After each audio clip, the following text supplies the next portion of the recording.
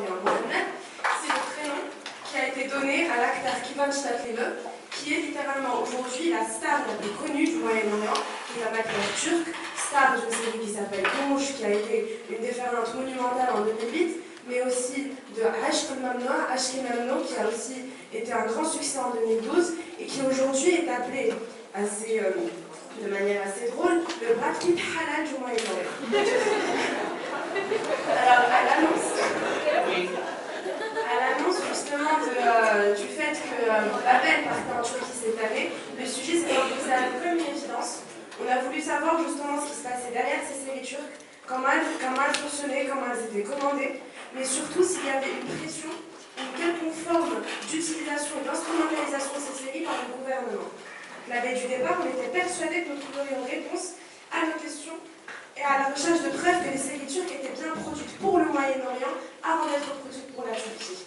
Après de nombreuses rencontres et au terme d'une semaine de travail soutenue, nous proposons aujourd'hui de refaire le trajet de la série turque du petit écran au contrat de vente en passant par les marchés internationaux de leur vente et de leurs achats pour saisir pourquoi ces séries sont réellement un succès au Moyen-Orient et ailleurs, et en quoi elles peuvent être instrumentalisées comme outils de soft power, mais peut-être pas là pour l'atteindre. On va d'abord parler en fait des petits chiffres. Donc, les séries turques détiennent aujourd'hui la 3e place mondiale en termes d'audience, la 2e place en termes de production. Ce sont les programmes favoris au Moyen-Orient, comme je vous l'ai dit, mais aussi aux Balkans, en Europe de l'Est, en Asie du Sud-Est et aujourd'hui en Amérique latine. C'est une industrie qui est très productive, c'est au minimum 100 séries en moyenne par an, ce qui est assez impressionnant. C'est la 2e production après les États-Unis. Et donc on se pose justement cette question du soft power au rang régional, mais aussi au rang international. Donc, la réception de ces séries, il faut comprendre que ces séries, contrairement à ce qu'on a pu penser en commençant ce projet, sont d'abord destinées à une audience turque. Et pour mieux comprendre cette audience, on va avoir quelques chiffres pour mieux connaître justement la place de la télévision qui domine largement les autres médias en Turquie en termes d'investissement par les maisons de production. Ces premiers médias, c'est la clé de voûte de l'information et du divertissement. On voit qu'entre 2009 et 2013, on passe de 52% à 58% d'investissement par les chaînes et les maisons de production pour la télévision, ce qui est considérable. Par rapport à l'audimature, on se rend très bien compte que la série domestique, donc TV series domestic, donc celle qui est produite en Turquie, domine largement le marché par rapport aux shows de divertissement, The Voice, autres Survivor, des trucs comme ça, ou des foreign movies, donc Terminator, tout ça.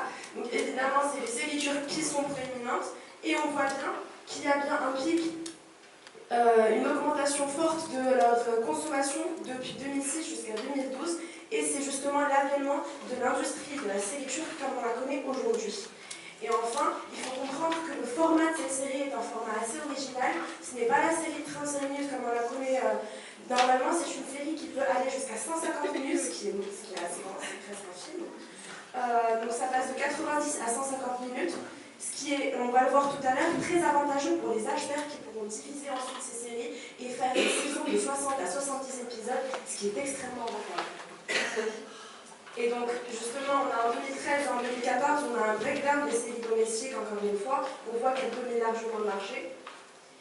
Et on s'est posé la question, justement, de la représentation de ces séries. Donc, qui est dans ces séries? Est-ce qu'elles projettent une réalité? Est-ce qu'il y a de l'identification dans ces séries? Est-ce qu'elles sont un miroir de cette société ou est-ce qu'elles projettent quelque chose qui n'existe pas? Et donc, on a pensé que ces séries représentaient également des styles de vie. Donc, que ce ne soit pas des histoires forcément fictives, elles sont la vitrine d'une société et son mode de vie.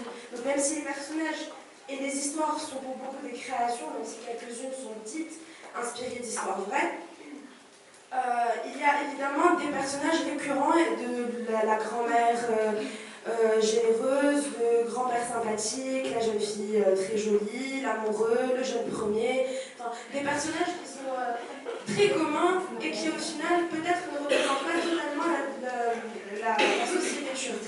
Donc sur ces photos, vous trouvez d'abord la série Aşk Memnu qui a été reprise d'un roman particulièrement connu du même nom et qui représente juste les classes sociales les plus élevées de la Turquie. Donc là, on nous vend des maisons de rêve, on nous vend des jeunes filles absolument sublimes, on nous vend une vie totalement attractive et Brad Pitt Harem juste là. Et sur, c'est qui va utiliser le petit nom.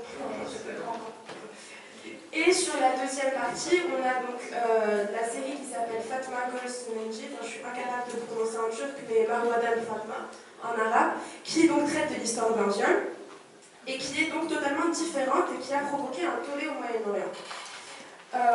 Donc voilà, c'est l'histoire d'un viol. Justement, la jeune fille a été violée par des jeunes hommes d'une classe sociale bien plus élevée que la sienne.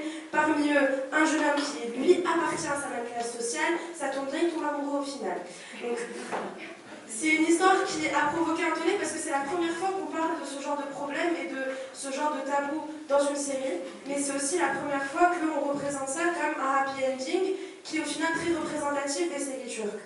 Et c'est peut-être pour ça que le public arabe réceptionne très bien ces séries. Parce que d'abord, quand on parle aux producteurs, on a eu la chance de parler à beaucoup de producteurs de ces séries, on nous parle justement du fait qu'on les vend bien parce qu'il y a même bagage culturel. Ça veut dire que dans ces séries-là, l'auditoire arabe il se retrouve totalement. Il retrouve son grand-père, sa grand-mère, la jeune fille, le jeune premier, des choses auxquelles il s'identifie complètement.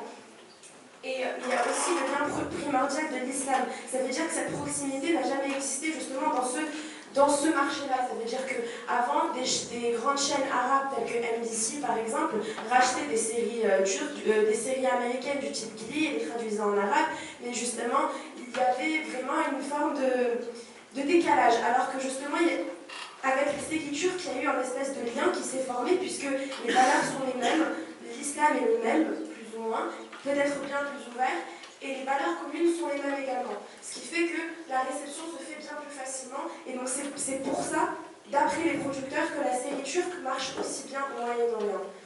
Donc, on a parlé à une première sociologue qui s'appelle Nilüfer Narli, qui est sociologue à l'université Bahçeşehir d'Istanbul, et à Ayşegül Kerseli, qui est chercheuse à l'université, je me souviens bien.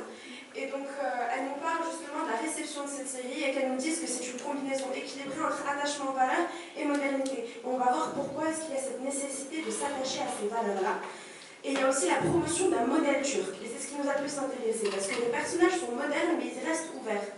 Ils sont bons musulmans, mais ils sont quand même capables de consommer de l'alcool, par exemple. Ils sont occidentalisés, mais ils sont rattachés aux valeurs orientales. Du fait même qu'on traduise leurs noms en arabe dans les séries, qui sont ensuite doublées en dialecte syrien ou en dialecte libanais, témoigne du fait qu'elles sont très bien, qu'on peut très bien les recevoir dans le monde arabe. Et donc, après avoir parlé de cette réception, on va pouvoir parler de la distribution de ces séries, comment elles sont vendues. Je laisse la parole à la série.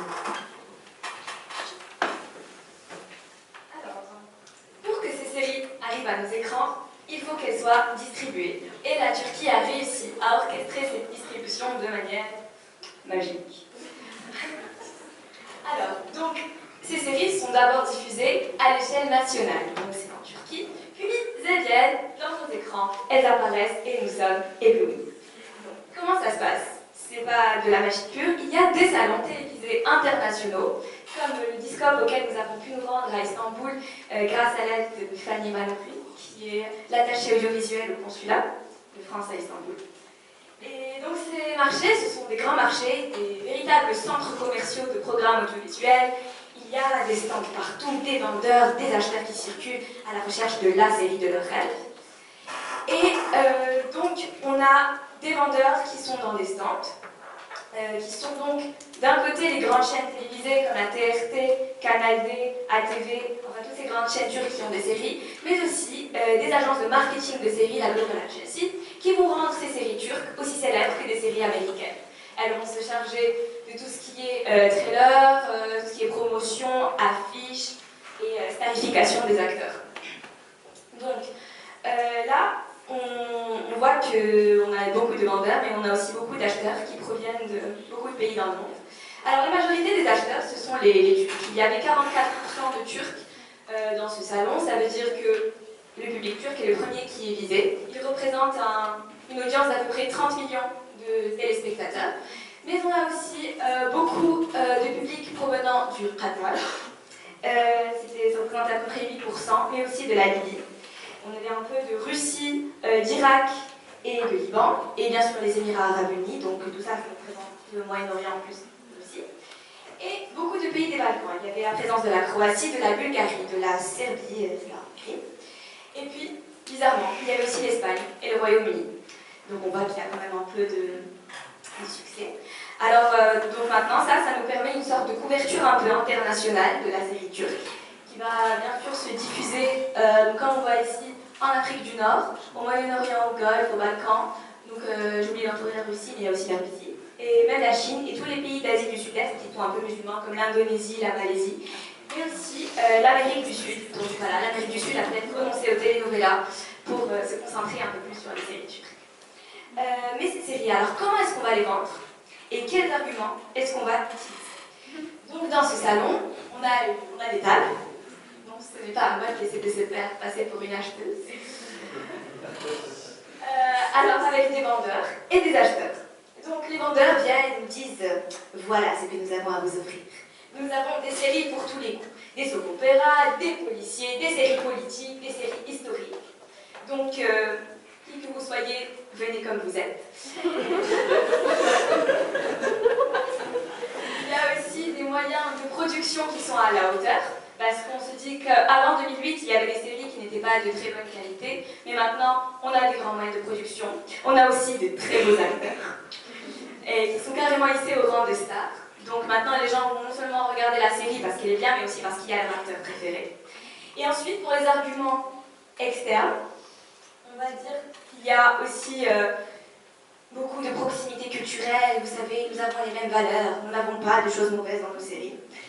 Et surtout pour le Moyen-Orient et les Balkans. Et bien sûr, un bon rapport qualité-prix, parce que par rapport à un épisode américain, ça ne coûte pas très cher. D'autant plus que les épisodes des séries turques font en 90 et 120 minutes. Et donc les chaînes télévisées vont les acheter et les couper en deux. Alors, les acheteurs, qu'est-ce qu'ils recherchent? Donc là, on a interrogé plusieurs acheteurs dans ce salon. Ils sont un peu typés. On a interrogé des acheteurs d'Arabie Saoudite, de Dubaï, du Pakistan, mais il y avait aussi des acheteurs des Balkans, d'Amérique du Sud. Alors ces acheteurs, ils veulent d'abord, surtout pour les pays arabes, ils ont dit, je cite, on veut des séries pour nos femmes.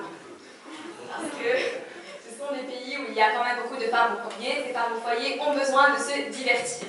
Il y a de meilleurs moyens de se divertissement en restant à la maison que la télévision. Mais attention, pas se divertir n'importe comment en respectant nos valeurs. Donc il ne faut pas qu'il y ait des séries américaines qui vont corrompre le socle de valeurs de la société. Et les séries turques, qui sont de bonne qualité, sont une parfaite substitution à ces séries. Ensuite, on veut quand même une série qui représente un idéal. Ça nous a été dit par un intervenant qui venait d'Irak. Il a dit, bon, dans nos pays, vous savez, les conditions de vie sont un peu difficiles. On peut un peu rêver en regardant la télévision, on en a marre des infos. Et il y a aussi, donc on veut des séries de qualité, puisqu'on est habitué à toutes les séries américaines et internationales, et on en attend pas moins des séries turques. Enfin, bien sûr, et le plus important, je pense, c'est un bon rapport qualité-prix. Donc l'acheteur va venir avec un certain nombre d'heures au programme à remplir, plus un certain budget qui est assez restreint. Et donc finalement, en achetant une série turque, il a l'impression d'avoir fait les soldes. Alors, là en fait, je voulais aussi vous dire comment ça marchait un peu ces mécanismes d'exportation. Ça ne se fait pas directement de la Turquie vers les autres pays. Il y a un mécanisme d'exportation par relais. Ça veut dire que ça a d'abord été exporté vers la chaîne dubaïote NBC, et qu'ensuite, à partir de Dubaï, vous voyez, ça va là, et ensuite ça va dans les autres pays. Donc c'est elle qui va les retransmettre par chaîne satellitaire ou par rachat à d'autres pays. Voilà, je voulais aussi vous dire que ça avait un grand succès international, à tel point que du 5 au 8 octobre prochain, il y aura un autre salon télévisé à Cannes, le MIPCOM, et que pour ce salon, ça sera la Turquie qui sera à l'honneur. Voilà. Maintenant, attention, comment se passe la production de ces séries? Donc, pour être dans la continuité de ce qu'a dit Yasmine, nous avons exploré les coulisses de la production pour avoir des détails sur les mécanismes de distribution, mais de façon interne. Donc d'abord, on s'est concentré sur la taille colossale des budgets alloués à ces séries. Et on s'est rendu compte finalement que les producteurs turcs avaient les moyens justement de diffuser ces 100 séries qu'ils produisent par année. Si avant 2008, les gros budgets ne concernaient que les productions à forte audience comme la série Le siècle magnifique, ils sont nombreux aujourd'hui et le marché est tel que les demandes extérieures se multiplient et par conséquent l'exigence de certains acheteurs font que la qualité monte en vue des demandes. Les plus grosses dépenses sont induites cette année et les investissements sont faits de façon continue tout au long de l'année. Les décors, les costumes, la location des lieux où sont tournées les scènes s'élèvent à des montants qui dépassent les 9 euros. On s'attend à une industrie cinématographique donc qui revient cher, mais elle se montre bien plus rentable que ses concurrents européens ou américains parce que les coûts intermédiaires sont bien plus faibles, comme l'a dit Yasmine.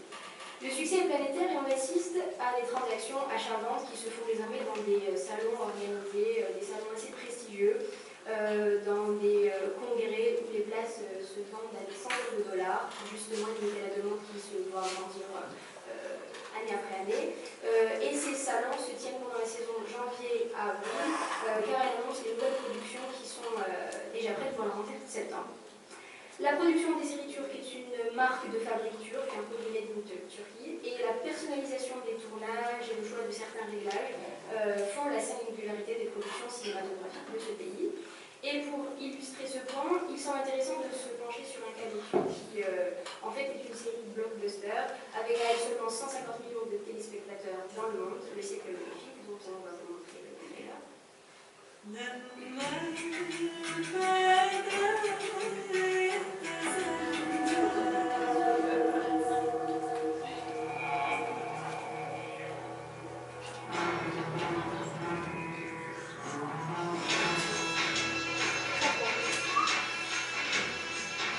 Oğlum, aslanım, Süleyman'ım, Allah her zaman yardımcım olsun.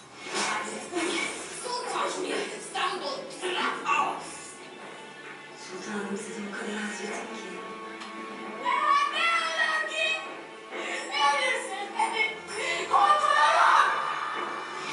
Ben Süleyman, babam Sultan Selim Han'dan kalan şerefli mirası devralmak için yürüyen, yürüdüğü her adımda adalet arayacağına söz veren Osmanlı İmparatorluğu'nun 10. sultanı. Neresi burası? Geldik mi Osmanlı cehennemine? Donc voilà, c'était pour vous donner un aperçu et essayer de se concentrer sur le type de série comme Le siècle magnifique qui fait un tollé non pas seulement en Turquie mais dans le monde entier. Donc, Julien Paris, c'est un spécialiste qui a écrit une thèse à ce sujet, le rôle des médias turcs et plus précisément sur les séries turques, nous donne des clés de lecture concernant cette série par exemple. Le premier constat à faire est que les standards internationaux en termes de qualité d'image sont atteints, on le voit bien. La musique est vraiment bien choisie pour illustrer les drames autour de Soleiman le Magnifique et d'essayer de vanter la culture et l'héritage ottoman par l'incarnation de l'opulence et de la richesse qu'a connue la Turquie pendant justement ce siècle magnifique. On voit que l'enjeu est double parce que d'une part, comme je vous l'ai dit, on vante la culture et l'héritage par des reproductions assez impressionnantes, on essaye de faire des répliques à juste titre, et on incite d'autre part les téléspectateurs à suivre l'épisode d'après puisque l'intrigue est là pour essayer de plonger l'audimat dans un réel suspense. TRT, qui est la chaîne qui diffuse Le siècle magnifique, a réussi à produire aussi 50 autres séries distribuées dans 70 pays différents, ce qui est assez considérable. On voit aussi que les thèmes abordés sont ceux qui plaisent, à savoir les histoires d'amour, de guerre, les drames familiaux et les conflits concernant le pouvoir. Le siècle magnifique, comme vous l'avez vu, a eu un tel écho dans les pays arabes et surtout d'Afrique du Nord, de sorte à ce que les épisodes soient maintenant diffusés sur des chaînes locales et que des produits génériques relatifs à la série sont produits. Il est très populaire par exemple de faire référence aux bijoux de Halim Sultan, c'est-à-dire du siècle.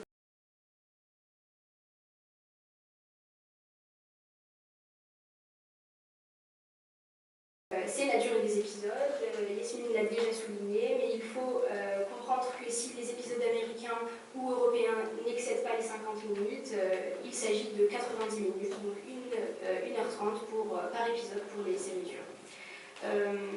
Donc ces séries satisfont plus l'audimat et les acheteurs aussi, puisqu'ils achètent des plus longues saisons pour des choses coûtant moins cher.